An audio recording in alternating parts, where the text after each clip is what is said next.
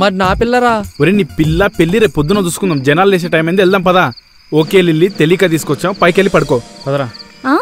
నేనెక్కడికి వెళ్ళాలి? నువ్వే లేపుకొచ్చా, నువ్వే తీసుకెళ్ళు. ఏంటి లిల్లీ, నేనేమైనా హైదరాబాద్ నుండి అండమాన్ తీసుకుపోయినా? పైనుండి కిందికి తీసుకొచ్చా అంతే.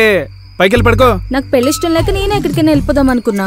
అయితే పో, నేనే నీకు హెల్ప్ చేసిన, పైనుండి కిందికి తీసుకొచ్చిన. చాలే, నాకు ఎక్కడికి వెళ్ళాలో తెలీదు.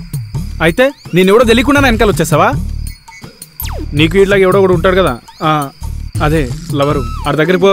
నాకే లవర్ లేడు. Nice joke. వెళ్ళి మీ డాడీకి చెప్పు, పొద్దున్న లేవగానే నవ్వుతాడు.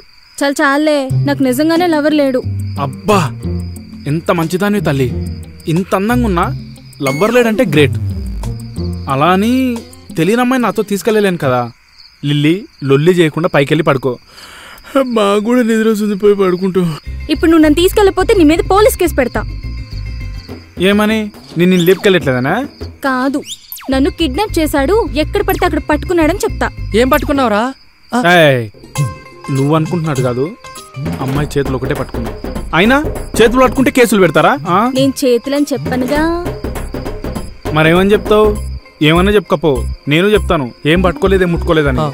ఒక అమ్మాయి రూమ్ లోకి వచ్చి తనకిష్టం లేకుండా బయటికి లేపుకొస్తే అదెంత పెద్ద తప్పో తెలుసా?